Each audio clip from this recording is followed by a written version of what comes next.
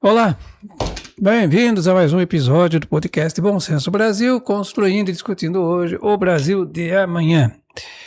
Refeitos ou não da ressaca, da derrota da seleção domingo, né, contra a Noruega, num jogo patético, num jogo em que ninguém demonstrou a mínima disposição nem vontade de nada, e a gente perdeu com 2 gols do que eu até achei interessante. Um jornal nomeou de a versão nórdica do Serginho Chulapa. Essa. Porque eu particularmente até acho que o Serginho era até melhor, mas enfim, como queira, né? E obviamente, né, a vida segue, as coisas acontecem, e o noticiário também registrou fatos, passagens interessantes que a gente vai discutir a partir daqui de hoje, inclusive algumas relacionadas ao próprio resultado do jogo. Já estão capitalizando politicamente isso, né? O pré-candidato à presidência, Flávio Bolsonaro, e o irmão deles responsabilizam o governo atual pelo fracasso da seleção na Copa. Não sei de onde que tiraram essa ideia, mas disseram que se existe uma culpa, essa é do governo federal. Paralelo a isso, a guerra no Irã foi retomada, o Estreito de Hormuz voltou a ser bloqueado, o presidente Donald Trump ataca, mas diz que está em conversação. Tivemos ainda mais um desdobramento da operação que envolve o Banco Master. Desta feita, um arquiteiro, Thiago Miranda, foi apontado como responsável por intimidar jornalistas e também comprometer, pelo menos é o que se noticia, a situação de ninguém menos do que o presidente de um dos maiores bancos do Brasil, que é o Itaú. Parece que foi preso, né? Vamos começar, vamos pela ordem. Luiz, guerra no Golfo ou no Irã. Primeiro, eu vou falar o seguinte, vamos fazer 1 a 1. Vamos. A culpa do governo, da perda dessa Copa foi do Lula. A do Catar foi do Bolsonaro. Pronto, empatou. Exatamente. Desculpe, puta que pariu, sabe? Não dá. Não dá. O que o Bolsonaro ia fazer? Bater um pênalti? O que o Lula vai fazer? Tá? Existe um problema que todos sabem e não é de hoje. A máfia dentro dos esportes brasileiros é grande. Tá? Muito. Infelizmente todo mundo sabe disso e vou mais. O Brasil hoje o Brasil foi o país do futebol. Foi, não é mais. E no ritmo que está, ou se muda isso, tá? Ou não vai ganhar nada. Quando o Brasil perdeu a Copa também de forma patética, lacônica, lá no Catar, todo mundo fala a mesma coisa. Não, tem que mudar, agora vai mudar, temos que mudar. Mudou nada. Zé Antônio, é a mesma coisa que a gente fala aqui do Brasil. A gente fala, todo ano tem uma mudança, toda vez que tem uma eleição, agora vai mudar, e não muda nada, só vai para baixo. O futebol brasileiro tá aí. A gente até torce, né? Não vai, né? Vê lá. Aí você fala, puta, torce que nem tonto, sabe? Ninguém esperava que o Brasil fosse campeão. Torce tudo, mas no fundo ninguém esperava. E era aquela história que você ganha mais uma, melhor. Mas é isso. Seleção brasileira hoje é resultado de CBF. Tá? CBF. E a CBF não é problema do PT nem do PL. Tá? Não dá, mesmo porque é uma coisa que é muito... Temos até um STJD, até a Justiça do Esporte. Né? Isso é uma... Inclusive é uma imposição até da própria FIFA, que tirou o cartão vermelho que o brasileiro deu lá a pedido do Trump. Meu, que bagunça! Vamos lá, tá de brincation with me? Existe também um evento aí que é bastante considerado, que são as bets, né? o poder das bets, a influência das bets, o interesse financeiro. Eu li uma mensagem entre as tantas que circularam por esses dias que eu achei. São os profetas do acontecido tentando explicar o que aconteceu, né? Como é que vai ter sido. Diz que a causa raiz da derrocada da seleção remontaria a 2004, quando na Copa América lá o Ronaldinho Fenômeno, né? Hoje Ronalducho. Hoje Ronalducho se recusou a jogar pelo Brasil no torneio. Desde então a coisa virou uma bagunça. Entrou Nike no circuito, entrou marca de artigos esportivos, as coisas foram crescendo, a seleção degringolou. Não teve comando, não teve gestão e se submeteu hoje em dia, ao poder do dinheiro, o seguinte, né? Hoje em dia, não há o técnico, ele não escolhe os melhores jogadores, aqueles que estão com a bola no pé. Hoje em dia, Brasil se escolhe quem os patrocinadores mandam escolher. Exato. Tá? Porque tem interesse ali de marketing, tem interesse ali de... Sabe, entendi. Tem um monte de coisa por trás. E enquanto tiver isso, até o dia que não tivermos mais ninguém, o Brasil foi ficar esquecido no futebol como está ficando, e aí os patrocinadores vão para outro lugar. E aí a gente fica a ver navios. Para falar em técnico já se fala, né, que o Ancelotti ele foi contratado para a Copa de 2030, não para essa. Porque agora dizem os otimistas, ele vai ter 4 anos para fazer o projeto com a cara dele, do jeito dele, ou do jeito que os interesses aí determinarem também, né? Porque até lá... E tem gente torcendo já fazendo contagem regressiva para a Copa de 2030. Eu vi uma pessoa falar, faltam 1.400 e poucos dias, vamos chegar lá. Eu falei, vai. É bem isso, acredite nisso. Mas deixando... Falamos você falou, né, dos navios, vamos falar lá do Irã. Bombardearam o navio lá. É verdade. E a guerra... no Estados Unidos e Irã, que havia supostamente não acabado, mas tinha uma trégua, né? Tinha uma trégua de 60 dias aí, voltou dessa feita aí. 170 pontos bombardeados pelos Estados Unidos, é isso? 160 pontos. Para ser honesto, eu não estou entendendo o que está acontecendo lá. Porque assim, o Irã, eu não sei por que cargas d'água, se essa é verdade ou não, mas é a informação que se passa pela imprensa, atacou alguns petroleiros. Aí os Estados Unidos entenderam que está cancelado. Por que se atacou os petroleiros? Os Estados Unidos, né, voltou aí a bombardear numa situação meio complicada também, porque muitos generais falam que os Estados Unidos têm que tomar um certo cuidado, que o arsenal americano não é reposto do dia para a noite. Ele está gastando muito armamento. Já se coloca hoje que se a China fizer alguma incursão em Taiwan, os Estados Unidos não tem como proteger, porque ele tem um revólver, só que não tem bala para colocar. Entendeu? Então, assim... Talvez o Trump também não tenha gostado da situação que todos colocaram, que esse acordo que foi feito não foi um acordo, foi uma derrota para ele. Né? Isso foi... Então ali está uma situação, só que nessa situação o Brasil estava subsidiando, né, o preço de gasolina, dos combustíveis, já ia parar o subsídio, né, porque estava melhorando, já estava voltando aos patamares normais, não vou ter que continuar, porque o preço do petróleo já subiu. A gente não sabe quem ganha, quem perde nisso, qual é o jogo financeiro.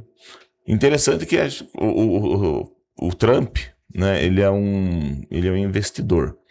Nas criptomoedas, ele era um grande defensor. Quando ele entrou, ele fez todo um trabalho e por conta das criptomoedas já lucrou mais de $1 bilhão. Né? E aí o pessoal, quer dizer, né, jogando, né? Aí, petróleo é isso, tá? Petróleo é isso, também é uma commodity. Você chega a comprar hoje está 80, né, dólares. Opa, vamos jogar umas bombas lá para dizer que a guerra continua e vou jogar para 100? Uma bomba que explode lá, pronto, vira 100, tá aí, ó. Agora eu tô vendendo a $100 o barril. Existe muito interesse econômico por trás disso também.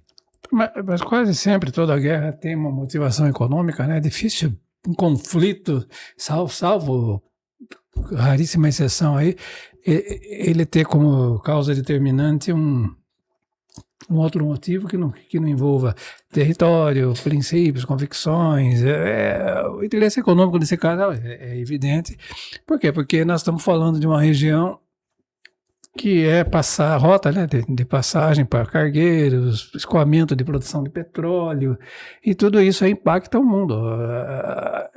Naturalmente, então a motivação seria dessa. E por falar em Trump, não bastasse a confusão lá com o Irã, ele voltou a reivindicar a Groenlândia. Sim.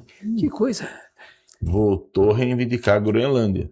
Aí ele fala que ali precisa ter o apoio, tem que ser americana por conta ali, que ela está no Círculo Polar Ártico, e ali seria a rota de mísseis, e seria mesmo, rota de mísseis ali em um ataque. Então ele tem que... Gente, mas será que hoje alguém faria uma guerra nuclear? Eu acho que o pessoal é retardado, mas eu não acho que chega a tal ponto, não. O pessoal fazer guerras convencionais, tudo bem.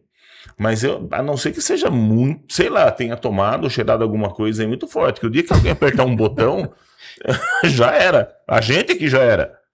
Acabou o podcast. Opa, explodiu umas bombas atômicas aí. Opa, já era. A gente vai vivendo isso. E vamos falar da Ucrânia. Você viu que tá com um problema sério na Rússia. Também. Na Rússia lá, tá sendo a Rússia, grandes ataques na Ucrânia. A Ucrânia tem revidado e destruído refinarias. Agora foi atacada uma refinaria, grande refinaria, inclusive em grande proporção, inclusive a cidade teve que ser esvaziada. Já está tendo racionamento lá e Mr. Putin, né, já falou, olha, estamos aí com uma situação que talvez tenhamos que usar armas nucleares táticas. Eita. Eu acho, como eu falei, eu acho que até os generais eles falam, não. Eu acho que chega uma hora que o cara para. Né? Que a hora que ele apertar um botão, outro vem de lá também, daí pronto. Aí não tem mais nada pra ninguém. Não tem graduação de leve, pesada ou extrema em questão nuclear, né? Não. Um craque. A arma nuclear tática hoje é a bomba atômica de Hiroshima e Nagasaki. Essa é uma arma nuclear tática. Bom, essa é a tática. Imagine a mais latente. E como é que você faz, né? Aliás, o presidente da Ucrânia disse algo interessante. Perguntaram para ele se ele estaria disposto a ir para a Rússia negociar com o Putin. Ele falou que não vai porque ele tem medo de ser morto lá. Mas, viu, eu vou perguntar, você iria? Se você... Mas nem. Farinha pouca, meu pirão primeiro, né? Bem isso mesmo. E o mundo segue que segue. E se ele for lá, ele tem que passar fome, porque a primeira coisa que ele comer, ele morre. Os inimigos do Putin morrem tudo envenenado? Sim, é verdade. É verdade. É bem por aí. Voltando aqui, vou olhar para o nosso quadrado. Banco Master. Mais um desdobramento aí na operação que investiga, né, os desmandos, os abusos aí da instituição comandada pelo prisioneiro, né, Daniel Mercado. Está preso ainda, né? Continua preso ainda. Mas parece que manda mais preso do que solto. Se a Polícia Federal está trabalhando, está tendo problemas ainda. É verdade. Então descobriu-se não, já se sabia, mas divulgou-se, né? Acho que essa é a colocação correta, né? Que um marqueteiro, Thiago Miranda, a pedido, a mando aí do banqueiro Daniel Vorcaro, estaria, né? Ou realmente fez, investigando pessoas que agem contrariamente aos interesses dele, como jornalistas. Isso a gente já teve exemplos. Sim. Da jornalista lá da Globo, do Lauro Jardim, enfim, de vários outros nomes aí que passaram pelo constrangimento. Desta feita, então, o alvo foi nada menos do que um banco cujo dirigente, o Daniel Vorcaro, fala que está dando trabalho. O que houve lá, Luiz? Qual é a bronca dessa vez? Então, as informações estão chegando para a gente assim, aconteceu tal coisa. Aí depois eles vão explicando o porquê. Mas o que a gente tem agora do Thiago Miranda é justamente isso. É que ele era um publicitário, mas um publicitário encarregado também de ações de intimidação, de fazer dossiê, de fazer situações que comprometessem aquelas pessoas que pudessem prejudicar o Daniel Vorcaro. Isso é banditismo gigantesco, sabe? Pelo amor de Deus, isso não existe. Ou melhor, existe, né? Estamos vendo aí. Mas a situação é essa. É um total desvio de finalidade. É a mesma coisa que pegar o jornalista José Antônio, aí eu vou fazer uma gangue aí para... Gente, você é jornalista, você é publicitário. Não tem nada a ver, mas é isso. E se está ainda alvo, se está ainda com essas questões, é porque ainda está com... E isso é complicado. O tentáculo ainda existe. Tá? O tentáculo ainda existe. Então, não só existe, como parece que vai alcançar mais coisas ainda, né? Porque parece rota de entrega de gás, né? Dia sim, dia não, gás no portão. Porque, ou semana sim, semana não, gás no portão. Porque o escândalo está vindo a conta-gotas, gradativamente. A cada nova virada, um novo fato, um novo desdobramento. E assim, a coisa, o que assusta, né, e que pouca gente consegue descobrir. Tô aqui colocando, tô procurando, tô aqui no celular, não sou mal educado não, eu tô procurando as informações. Tiago Miranda acessou informações sigilosas de CEO do Itaú e de Malu Gaspar. Malu Gaspar é a jornalista do Globo. Caramba, e acessou informações do CEO do Itaú, quer dizer o quê? Olha que situação. Hoje, empresários... A gente lembrava disso do PCC, quando teve aquelas operações lá em que se descobriu que PCC, ele obrigava donos de usinas, empresários de dinheiro, a vender para o grupo. E eles eram obrigados e vendiam. Quer dizer o quê? Olha, um empresário que tem um potencial de defesa, vamos colocar assim, pode encontrar uma segurança, para ele se sentir intimidado a tal ponto que tem que vender a sua empresa, olha o poder de quem está do lado de cá. E aqui no caso, você vê diretores, presidentes, comandantes de grandes corporações como o Itaú, vamos dizer Bradesco, sei lá, mas ter os dados vazados. Caramba, olha o limite ou a falta de limites para esse povo, para esse grupo do Daniel Vorcaro, do Banco Master, que até 2 anos atrás eu nunca tinha ouvido falar. Mas olha em que pé está isso aí. Essa questão de hackear, de acessar coisas, lembra um pouco aquele episódio que virou filme, inclusive, do Snowden, né? Sim. Que foi, que aliás, por incrível que pareça, está exilado na Rússia, né? Isso. Aliás, se você não assistiu, assista o filme para entender mais ou menos o que seja, né? Porque é uma coisa absurda. Que é possível monitorar, fiscalizar, saber da vida de todo mundo por meios digitais, já não é mais novidade, mas o tamanho que essa coisa toma. É que no caso do Snowden, ele acessava informações governamentais, né, sigilosas e também de importância, mas ele não tinha aquela questão financeira. Ele era mais assim, e ele acessava e vazava, né? Então, informações importantes para o governo, mostrando inclusive ações do governo em outros países. Ele foi considerado uma pessoa, inclusive, inimigo dos Estados Unidos. Né? Tanto que está lá, exilado. Na Rússia. Mas nesse caso aqui, não que ele esteja certo, mas isso é uma coisa americana. Pode dizer que ele está certo, está errado, é uma coisa americana. No caso aqui, não é esses ataques, não é de uma pessoa, de um hacker aí que se acha... Não, aqui é dinheiro, aqui é para fazer sacanagem. Aqui aqui é banditismo. Até crime digital aqui tem outra conformação. Não é o que a gente... O que a letra da lei define. Você sabe que a gente falou de beta e eu acabei me esquecendo. Né? Tem um desdobramento aí também nesse meio.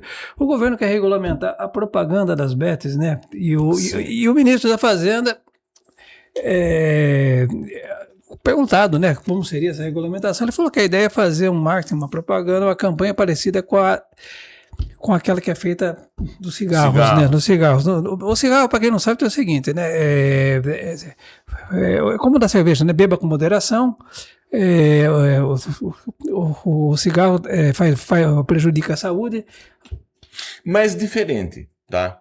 A cerveja, beba com moderação, mas determinados horários você pode, é possível você ver a propaganda da cerveja. O cigarro não. O cigarro você Não, foi banida. Foi banida. O cigarro não tem mais. né? Cigarro já não tem mais Não propaganda. tem propaganda. Em grande escala, não. Em canal aberto. Não pode. Só no maço. Só no maço, né? E vende ainda pra caramba. Não, velho.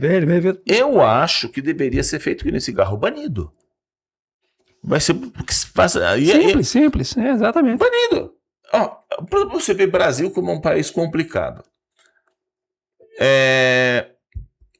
Falava-se muito em liberar-se cassino, tá? Eu lembro até uma vez que o senador Randolph Rodrigues, ele falou, não pode liberar o cassino, né, porque o cassino vai acabar com a população, tirar dinheiro dos pobres, né, não pode. Las Vegas, aquela região inóspita nos Estados Unidos, cresceu e é um grande centro comercial. O PIB de Las Vegas, acho que é o tamanho do PIB de São Paulo, ou maior, por conta disso. Só que é o seguinte, o cassino, tem cassino no Uruguai, tem cassino em outros países, lá em Monte Carlo, você vai lá em Monte Carlo, você vê o cassino lá. Você vai lá, né? Você olha assim, eu acho bonito, mas eu não vou entrar porque eu não vou ter dinheiro para gastar. Sim, claro, né? claro. Não é para qualquer um. Não é. Sabe, quem gasta dinheiro, quem movimenta cassino, são pessoas de alto poder aquisitivo. Muito alto poder aquisitivo. Tá? Então, já começa aí. E outra, quando você fala em cassino, vamos dizer que criasse aí no Nordeste brasileiro, no semiárido, lá, como fizeram se você for em Las Vegas, é no meio do nada. Tá? No meio do nada. É deserto de Nevada. Mas com PIB gigantesco. Você movimenta construção, você movimenta coisas físicas. E aí tá feito o cassino. Não é pra gente. Talvez pro Zé Antônio. Pra mim não é. Até parece. Ok. O Zé Antônio talvez tenha cacife pra... Eu não tenho. A Beth não movimenta nada físico. Sabe? Não tem nada. Tudo virtual. E a Beth destrói o pobre. Vou falar como advogado, que eu vejo isso. Às vezes, quando você vai fazer algumas ações, se você pede uma justiça gratuita, ou você faz alguma ação de separação, uma questão de família, você tem que analisar a questão financeira para fazer a divisão, ou você tem que pegar extrato bancário. Pensionamento. Tá?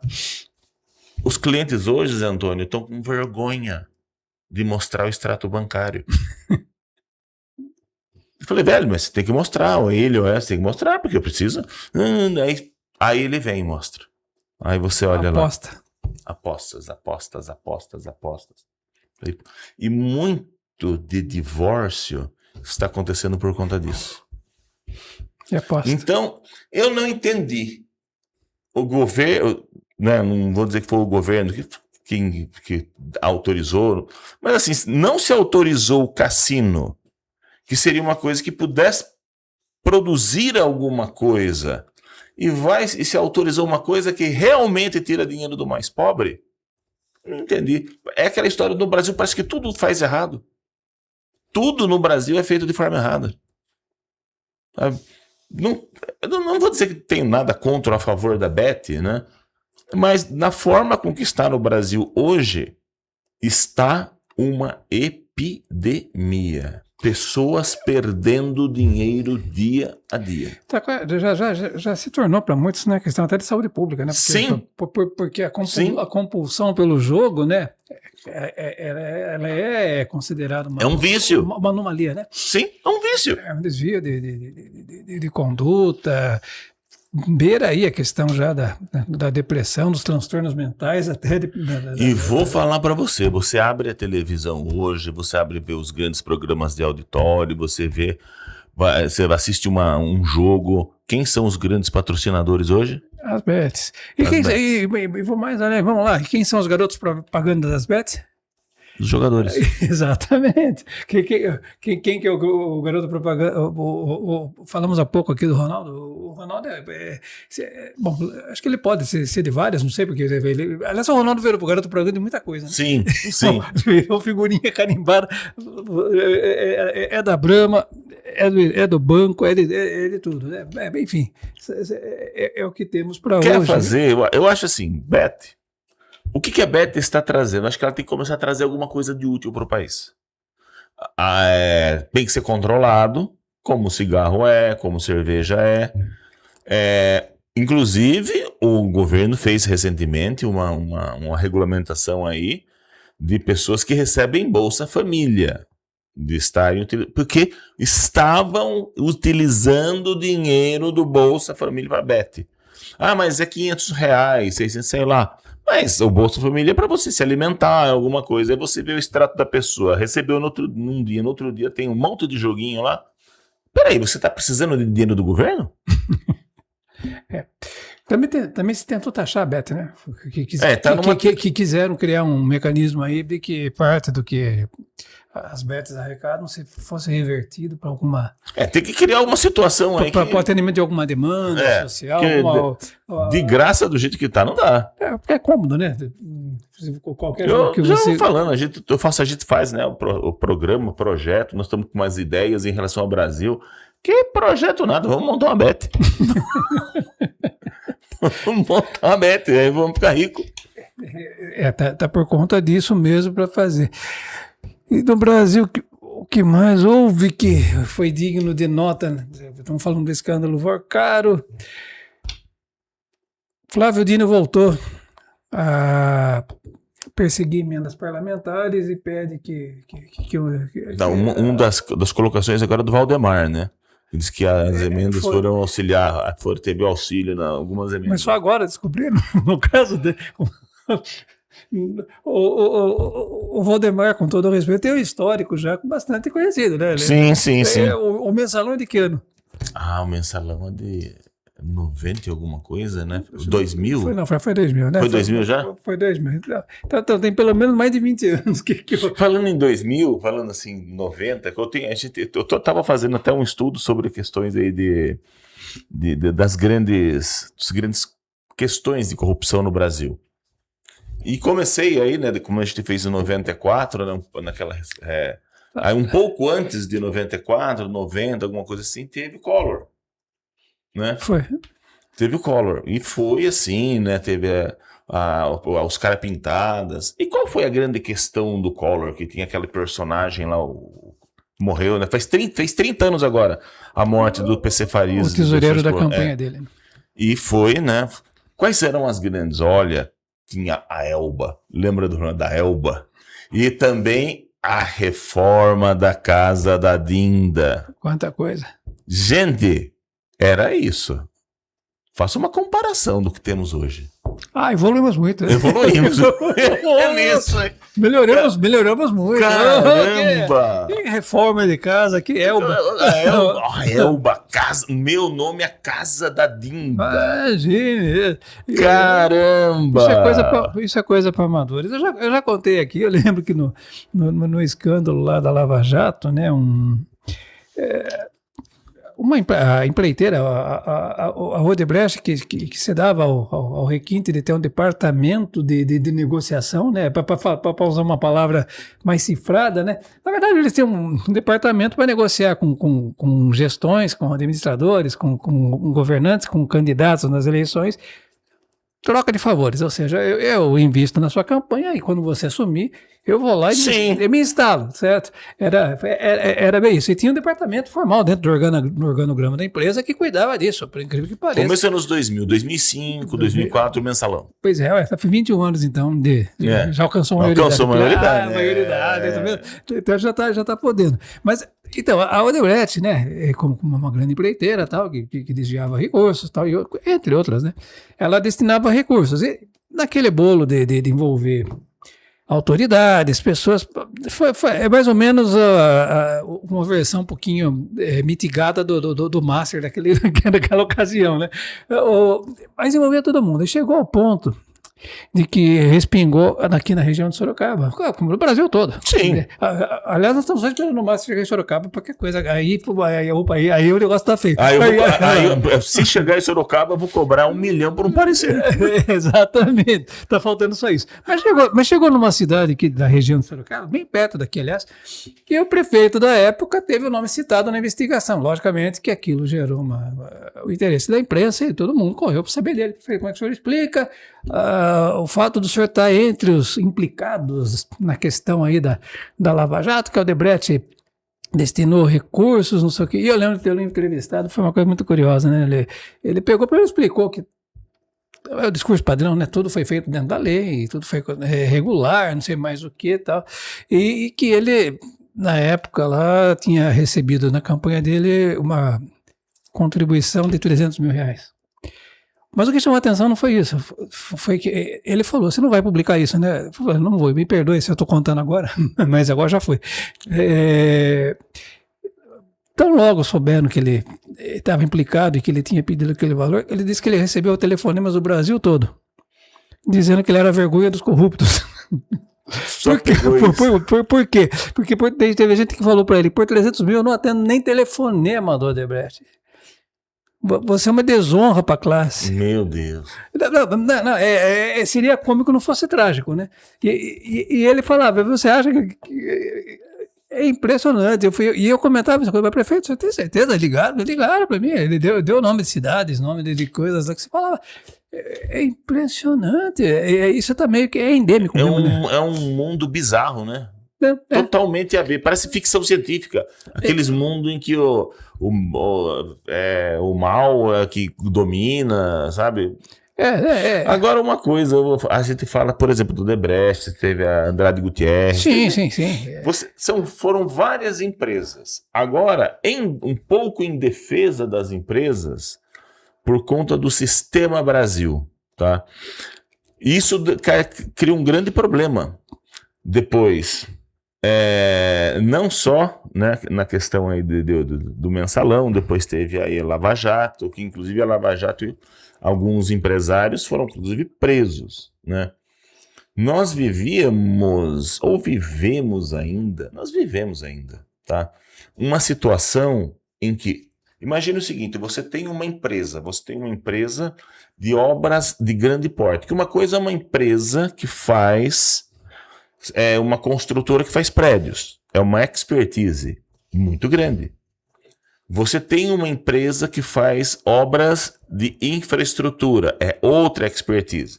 Você não vai ver essa empresa fazendo prédio e você não vai ver uma empresa que faz prédio construindo estádios, construindo estradas, são expertises diferentes, tá?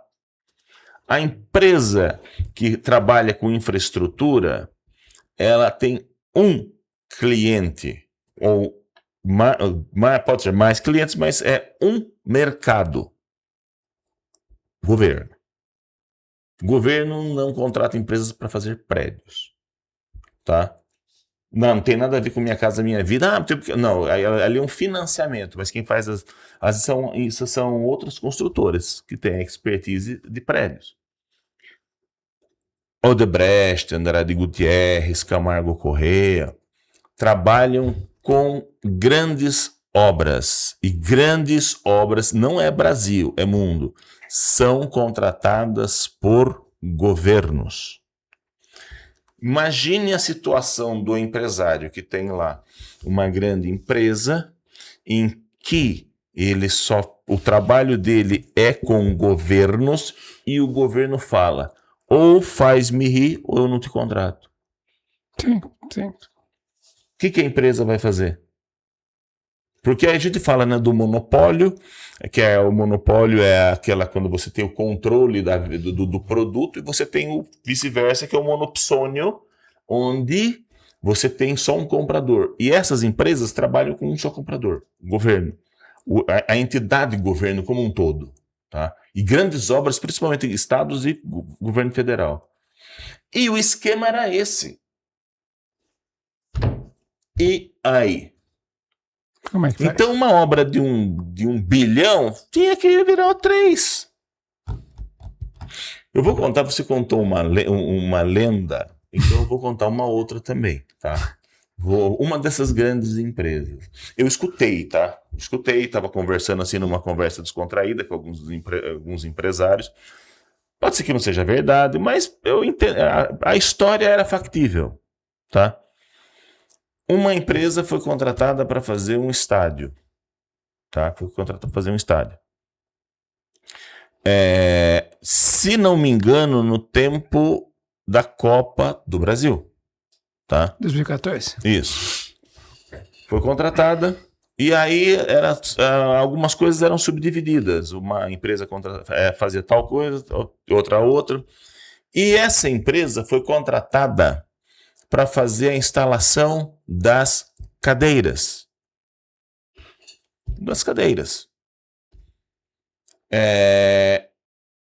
Daí foi contratada e tal. Aí o dono da empresa, que era um CEO de nome, tá? Como eu falei, com uma história, depois eu não vou citar nomes, que pode ser uma lenda urbana, viu o custo daquilo, falou, não, mas não pode. Olha, o empresário falou, não pode. Não dá.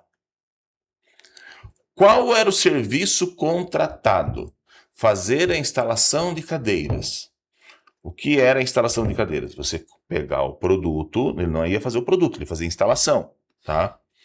Colocar, pegar a máquina de furar, bonitinho, né? 4 furos, colocar o parafuso e apertar. Sabe quanto ia ficar cada cadeira? Por cadeira, R$14.000. Para fazer 4 furos e colocar. O CEO da empresa falou, não dá, gente, aí também não dá. Sabe quando ele fala, puta, não dá. Aí foi lá, falou, não, mas ele tem que passar tanto para tanto. Viu? Aí chamou tudo, não, desse jeito não dá. Aí foi, não foi, aí ficou 3.000, 4.000. Que também, pelo amor de Deus, já. Mas era tanta gente pegando dinheiro que isso... Agora eu pergunto, é uma novidade em se tratando de Brasil, em se tratando de mensalão, de Lava Jato, de tudo, dos problemas que aconteceram? É uma coisa assim, tipo, mas será que isso aconteceu? Aconteceu. Eu tenho pra mim, aconteceu. Aconteceu sim, aconteceu. Eu já contei aqui e acho que foi num programa bem anterior e tal. É uma piada, mas que tem que retrata muito. Ela é contada, inclusive, no show de um sorocabano, Sérgio Rabelo, que hoje está em Portugal. Vive muito bem na quinta dele lá e está aqui. Que foi aberta uma concorrência para a concessão de uma obra gigantesca e participaram empresas de Portugal, dos Estados Unidos e do Brasil, evidentemente. Então, quando foram abertas as propostas com os preços, abriu-se a primeira proposta de Portugal, que era de, na época, 30 milhões, né? E o gestor lá quis saber por que são 30 milhões. Simples, 10 milhões é o encargo, 10 milhões é o meu custo e outros 10 é meu lucro. Perfeito. O americano também apresentou uma proposta. De quanto foi a sua proposta? 60 milhões. 60 milhões por quê? Porque 20 milhões é meu encargo, 20 milhões é meu custo e 20 milhões é meu lucro. Aí o brasileiro, 90 milhões? Mas por que 90? Nós damos 30 para o português e achamos o resto de não é?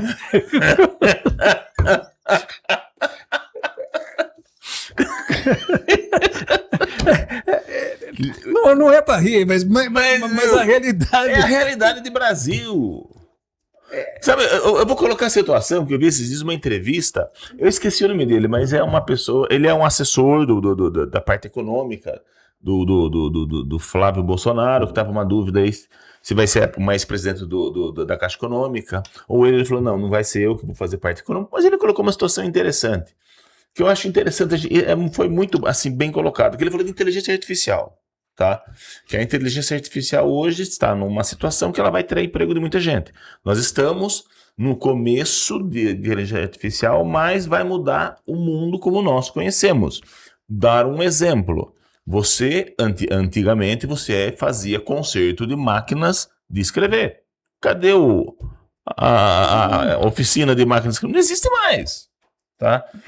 Isso vai acontecer com algumas profissões, e profissões, contador, ele colocou também advogado, mesmo médico vai começar a perder espaço. Ele colocou a do médico, ele falou, olha, vamos colocar entre a gente aqui, você faz um exame, né? Você pega um exame no laboratório, tá? Uma ultrassom, uma ressonância, vem aquele laudo desse tamanho. O que você faz? Você abre o chat, põe para ele e ele traduz para você. Ele falou, ele tá falando, não tô falando que tá certo, não tem que chamar o médico, mas é o que tá acontecendo hoje. É um fato, tá? Quando a gente fala essas questões de Brasil, de tomada de dinheiro, sabe, de você comprar, sabe, kit robótica que custa 90, comprar por 900, né? Isso acontece. A gente tem que entender isso e encarar o problema de frente. Né? Não sei se vocês lembram, né, da questão do kit robótico, meia palavra, né? Para bom entendedor, meia palavra basta. É verdade. Entendeu? Mas é isso, nós vivemos um mundo assim no Brasil. Enquanto a gente não arrumar isso... Não tem como. O Melhor Fernandes já dizia, né, que Deus põe, a tecnologia dispõe, né? É bem isso mesmo, e a gente está colocando. É isso? É isso. Gente... Uma última coisa, a grande briga, né, da família Bolsonaro. É verdade. Da Michele, do Flávio. Parece que ele é mexicano, né? Flávio e Michele. Né? Flávio e Michele, é um damanhão. Não percam lances da... Mas é interessante. O que acontece com os dois, afinal de contas? Nunca se deram. É paixão recolhida? O que seria? Nunca, pelo contrário. Existe ali uma briga que, olha, é de muito tempo. Só que é aquela história. A Michele Bolsonaro, ela se foi ali presidente do PL Mulher, ela tem uma defesa das mulheres. Ela defende a parte evangélica, ela defende mulheres, é o viés político dela, ela faz o trabalho dela bem feito, tá? Ela tem lá o grupo, tanto que se falar hoje em Senado Federal, no Distrito Federal, é ela e pronto. Quem vai ganhar é ela, tá? Ela faz o trabalho dela. E ela não depende, vamos colocar o seguinte, numa campanha, ela não depende do Flávio Bolsonaro para se eleger. Ela não depende, ela tem o nome dela. Só que ela atrapalha o Flávio Bolsonaro. Agora, a culpa dela ou do Flávio Bolsonaro? Dos assessores do Flávio Bolsonaro, que nem o Figueiredo, o Paulo Figueiredo lá, que fala, a mulher não sabe votar. Gente, sabe, depois vai querer culpar a mulher? A mulher não sabe votar. As jovens, principalmente, é casada, o marido diz o que ela tem que fazer. Daí vai dizer, mais da metade do eleitorado brasileiro é feminino. Sabe? E isso aí quer dizer o quê? Qual é a defesa, qual é o respeito que esse candidato têm pela mulher? Ele não sou eu que estou fazendo a crítica. São ações, são colocações que estão sendo feitas pela própria família dele, pela própria mulher do Flávio, do Bolsonaro, do Bolsonaro pai. São os assessores dele lá nos Estados Unidos estão falando. Gente, é aquela história, né? Hoje em dia, quem vai ganhar? O que fala menos besteira. A gente bate muito nessa tecla, que a eleição vai ser definida por quem tiver menos incompetência, não pelo melhor, porque do jeito que vai, e é bem isso, a direita, o Flávio Bolsonaro, ele não precisa de oposição. Ele não precisa de oposição, os inimigos estão lá dentro, estão ao lado dele. E repito, só pra gente finalizar, ninguém é tão burro assim. A gente às vezes até fala, puxa, né, mas a gente vê umas... Pode ser até que seja, vá. Mas assim, hoje, tem se falado bastante isso na imprensa. Interessa para o grupo da direita o Flávio Bolsonaro ser presidente hoje? Vamos dizer que o Lula ganhe. 2030 ele não pode ser. E ele também tem esse problema, ele não está conseguindo formar um sucessor. Se o Flávio Bolsonaro ganha, quem vai ser o candidato da direita, tentando uma reeleição? Ele. E aí outras pessoas vão ter que esperar mais. Então, existem já aqueles que creem que ali ele está sendo minado dentro do próprio grupo, porque não interessam para eles ele presidente hoje. E por falar em corrida sucessória, outro só de passagem, Aécio Neves desistiu, né? Desistiu do PSDB. PSDB, acho que ele ponderou bem, foi melhor não entrar Não dá nessa, mais. não tem condição. Agora achei interessante também mais uma coisinha. O Flávio não, o Tarcísio, ele criticou, né, a Simone Tebet e a Marina, né, por estarem se candidatando por São Paulo, a não são de São Paulo. Mas de onde que ele... Ele nem sabia onde votar, não. Exatamente, Ele passado, gente. não conhecia o local de Não votação estou dele. criticando a administração do Tarcísio, mas, gente, pô, você vai falar uma coisa, ele vai falar de que é problema de que ela come maçã e você tá com uma maçã na boca? Eu acho que, e por coincidência, essa declaração deve ter sido feita depois que saiu o resultado da pesquisa, que indica que justamente as duas estão na frente. Então as duas estão na frente. As duas estão na frente na preferência do eleitor. Essa foi mais uma resenha do podcast Bom Senso Brasil. Obrigado. Se inscreva no nosso canal, sigam, toque o sininho, compartilhe, estejam conosco. Até a próxima. Obrigado.